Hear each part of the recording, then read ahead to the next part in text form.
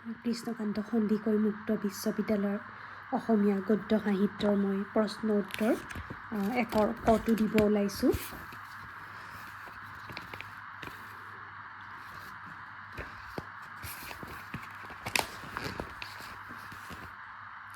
প্ৰশ্ন: অসমীয়া গদ্যৰ উদ্ভৱ সম্বন্ধে লিখক। আৰম্ভণি: অসমীয়া সাহিত্যৰ ইতিহাসত গদ্যৰ উদ্ভৱ এক গুৰুত্বপূৰ্ণ মাইলষ্টন স্বৰূপ।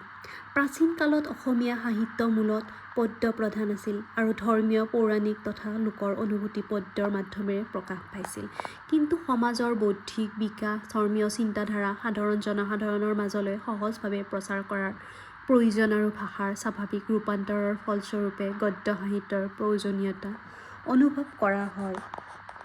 এই প্ৰয়োজনৰ পৰিণতিতেই মধ্যযুগৰ ঢাপে ঢাপে অসমীয়া গদ্যৰ উদ্ভৱ ঘটে আৰু ই পৰৱৰ্তী কালত এক সুসংগঠিত সাহিত্যিক ৰূপ লাভ কৰে। অসমীয়া গদ্যৰ উদ্ভৱ অসমীয়া সাহিত্যৰ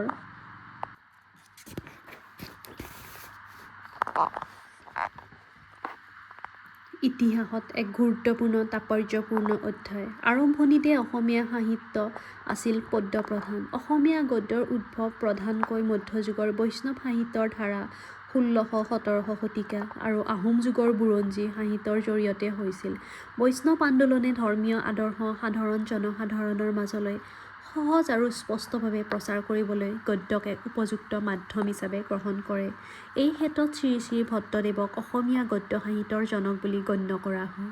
তেওঁ সংস্কৃত গ্ৰন্থসমূহৰ কথা ৰূপান্তৰৰ জৰিয়তে অসমীয়া গদ্যক এক সুসংগঠিত আৰু সাহিত্যিক ৰূপ প্ৰদান কৰে। অসমীয়া গদ্যৰ প্ৰাৰম্ভিক অৱস্থাৰ কথা ক'লে চৰ্যাপদৰ পিছত সময়ছোৱাত বৈষ্ণৱ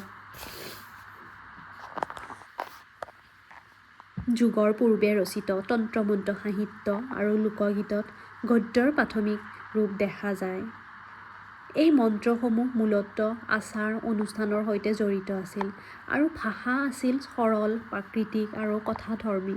যদিও এইবোৰৰ সম্পূৰ্ণ সাহিত্যিক গদ্য বুলি কোৱা নাযায়, তথাপি ইয়াত অসমীয়া গদ্যৰ বীজ নিহিত আছিল। ১৬শ শতিকাত মহাপুৰুষ শংকৰদেৱে ৰচিত অংকীয় নাটসমূহে অসমীয়া গদ্যৰ বিকাশত এক গুৰুত্বপূৰ্ণ ভূমিকা পালন কৰে। অংকীয়া নাটত ব্ৰজাৱলী ভাষাৰ ব্যৱহাৰ প্ৰধান হ'লেও সংলাপ আৰু বৰ্ণনাত গদ্যৰ সংমিশ্ৰণ দেখা যায়। নাটৰ কাহিনী আগবঢ়াবলৈ ব্যৱহৃত এই গদ্যই সাহিত্যিক গদ্যৰ প্ৰাথমিক ভিত্তি স্থাপন কৰে। শংকৰদেৱৰ এই প্ৰয়াসে পৰৱৰ্তী গদ্য সাহিত্যৰ পথ প্ৰশস্ত কৰে। অসমীয়া গদ্যৰ প্ৰকৃত প্ৰতিষ্ঠাতা হিচাপে বৈকুণ্ঠনাথ ভাগৱত ভট্টাচাৰ্য অৰ্থাৎ শ্ৰী শ্ৰী ভট্টদেৱৰ নাম বিশেষভাৱে উল্লেখযোগ্য। তেওঁ কথা গীতা, কথা ভাগৱত আৰু কথা ৰত্নাৱলী আদি গ্ৰন্থ ৰচনা কৰি অসমীয়া গদ্যক সুদৃঢ় ভিত্তি প্ৰদান কৰে। ভট্টদেৱৰ গদ্যৰ মূল বৈশিষ্ট্য আছিল সৰলতা, ছন্দময়তা আৰু স্পষ্টতা।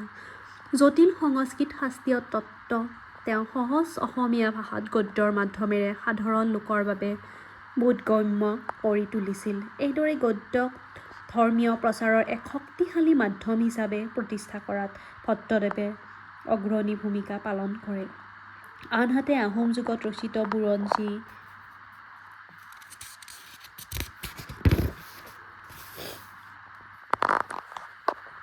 সাহিত্যই অসমীয়া গদ্যক এক সুকীয়া আৰু লৌকিক ৰূপ প্ৰদান কৰে। ১৭শ আৰু ১৮শ শতিকাত ৰচিত চৰাইদেউ বুৰঞ্জী, দেশঠাই বুৰঞ্জী আদি গ্ৰন্থসমূহত ব্যৱহৃত গদ্য আছিল তথ্যভিত্তিক, সৰল আৰু বৰ্ণনামূলক। বুৰঞ্জীসমূহৰ উদ্দেশ্য আছিল ঐতিহাসিক ঘটনা সংৰক্ষণ কৰা। সেয়ে ইয়াত অলংকাৰ বা কাব্যিকতা অপেক্ষা বাস্তৱতা আৰু স্থতালৈ অধিক গুৰুত্ব দিয়া হৈছিল। এই গদ্যই অসমীয়া ভাষাক এক প্ৰাঞ্জল আৰু স্বাভাৱিক ৰূপ দান কৰে।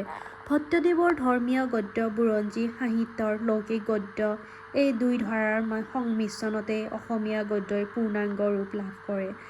একেদিকে ধৰ্মীয় চিন্তা আৰু দৰ্শনৰ প্ৰকাশ, আনহাতে ইতিহাস আৰু সমাজ জীৱনৰ বৰ্ণনাই এই দুয়ো দিশে গদ্যই নিজৰ স্থান গঢ়ি তোলে। পৰৱৰ্তী সময়ত আধুনিক শিক্ষা বিস্তাৰ আৰু মিছনেৰীসকলৰ প্ৰচেষ্টাই এই গদ্যধাৰাক অধিক শক্তিশালী কৰে। সামৰণি: অসমীয়া গদ্যৰ উদ্ভৱ কোনো একক সময় বা ব্যক্তিৰ কৰ্মফল নহয়, ই এক দীঘলীয়া বিকাশ প্ৰক্ৰিয়াৰ ফল। মধ্যযুগৰ বৈষ্ণৱ সাহিত্যত ভট্টদেৱে প্ৰতিষ্ঠা কৰা ধৰ্মীয় গদ্য আৰু আহোম যুগৰ বুৰঞ্জী সাহিত্যত গঢ় লৈ উঠা লৌকিক গদ্য, এই দুই ধাৰাৰ সংমিশ্ৰণতেই অসমীয়া গদ্যই পূৰ্ণাংগ আৰু স্বকীয় ৰূপ লাভ কৰে। এই গদ্যই কেৱল ধৰ্ম আৰু ইতিহাসৰ বাহকে নহয়, বৰং পৰৱৰ্তী আধুনিক অসমীয়া সাহিত্যৰ বিকাশৰ বাবে এক দৃঢ় ভিত্তি স্থাপন কৰে। ধন্যবাদ।